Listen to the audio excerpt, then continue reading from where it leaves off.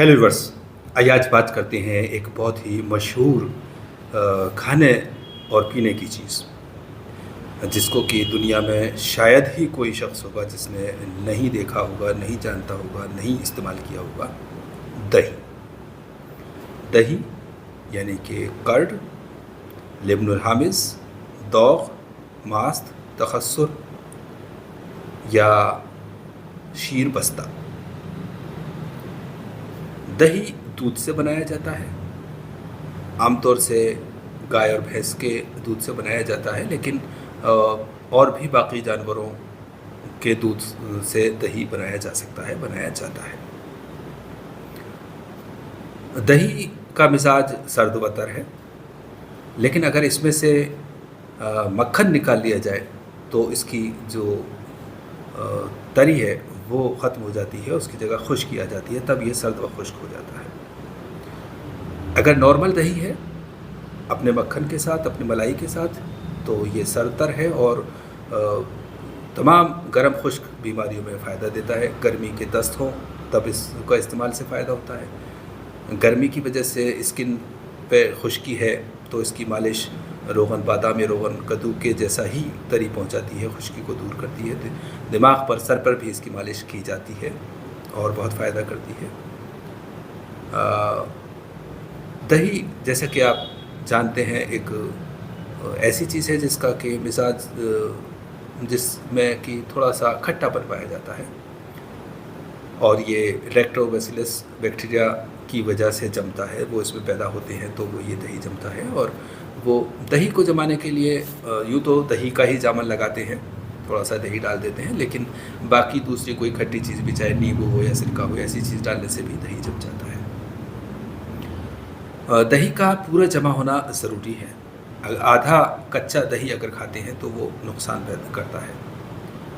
दही को गर्म मिजाज वालों को तो कभी भी खा सकते हैं, लेकिन बलगमी मिजाज या सर्द मिजाज वालों को या तो नहीं खाएं, और अगर खाएं तो दोपहर के वक्त खाएं। तमाम सर्द और आसाबी अमराज में, नर्वस सिस्टम में दही नुकसान देता है, लेकिन दूसरी तरफ जो सफरावी मिजाज के लोग हैं, गर्म मिजाज के लोग हैं, उनको ये बहुत फ़ायदा करता है।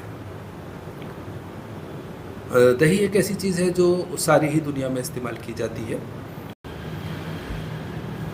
दही बहुत सारे लोग अपने रोज़ की खुराक में लेते हैं, लेकिन उनको ये ध्यान रखना चाहिए कि उनका मिजाज ऐसा है जो दही की ज़रूरत रखता है तो वो ठीक है, वरना जिन लोगों को ज़ुकाम रहता है, खांसी रहती है या ठंड की ज़्यादा असर रहता है, उनको दही न इस्तेमाल करें या कम इस्तेमाल करें, या गर्मी के दिनों में इस्तेमाल करें या दोपहर में इस्तेमाल करें। एहतियात रखना ज़रूरी है, वरना धीरे धीरे धीरे जोड़ों में दर्द रहने लगता है और भी दूसरी आसाबी बीमारियाँ होने लगती हैं। इस बात का ध्यान रखा जाए। दही के अलावा एक होता है दही का पानी, दही का तोड़ भी कहते हैं इसको, माओ राइब भी कहते हैं, दही का पानी। दही जब जमा लेते हैं तो आप कम दही जमाते हैं तो कम पानी निकलता है, लेकिन जो बिजनेसमैन हैं जो बेचते हैं, बड़े बड़े इतने बड़े बड़े बर्तन में दही जमाते हैं तो उनके में अच्छा खासा पानी, जब टेढ़ा करके रख देते हैं तो इस तरफ पानी आ जाता है, वो दही का पानी कहलाता है।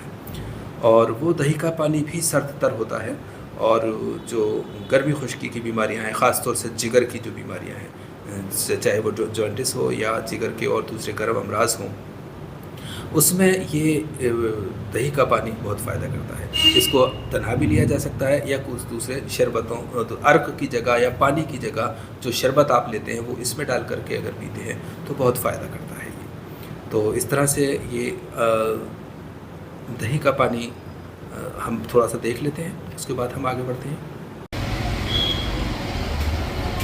अब आप देख रहे हैं दही का पानी, दही के साथ ये पार्ट दही में है ऐसे, और ये दही का पानी, दही निकालने का यूटेंसिल, दही का तोड़ भी कहते हैं इसको।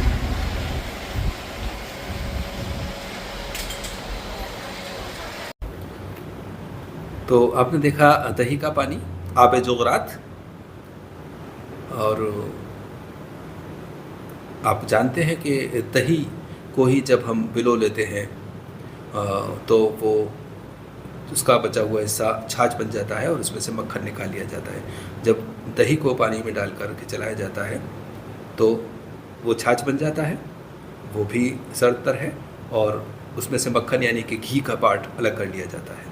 लेकिन जायके के लिए और बिज़नेस के तौर पे बहुत सारे जगहों पर सिर्फ दही को ही मिक्सर में चला करके और मीठा या जो भी मिलाना चाहे मिला करके किया जाता है, तब वो लस्सी हो जाती है।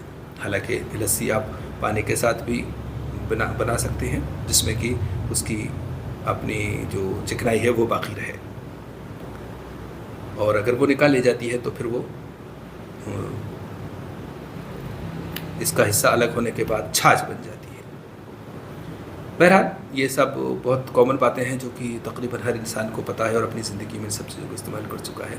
लेकिन जो इसके बारे में ख़ास बात यह है कि अगर रोगन बादाम या रोगन कद्दू अवेलेबल ना हो तो उसकी जगह दही के ऊपर जमने वाली जो मलाई है, जो मक्खन है, उसको हाथों पैरों पे मालिश के लिए इस्तेमाल किया जा सकता है, सर की खुश्की के लिए इस्तेमाल किया जा सकता है, नींद लाने के लिए इस्तेमाल किया जा सकता है, और बाकी गर्म अमराज में उसको खाया और पिया जा सकता है।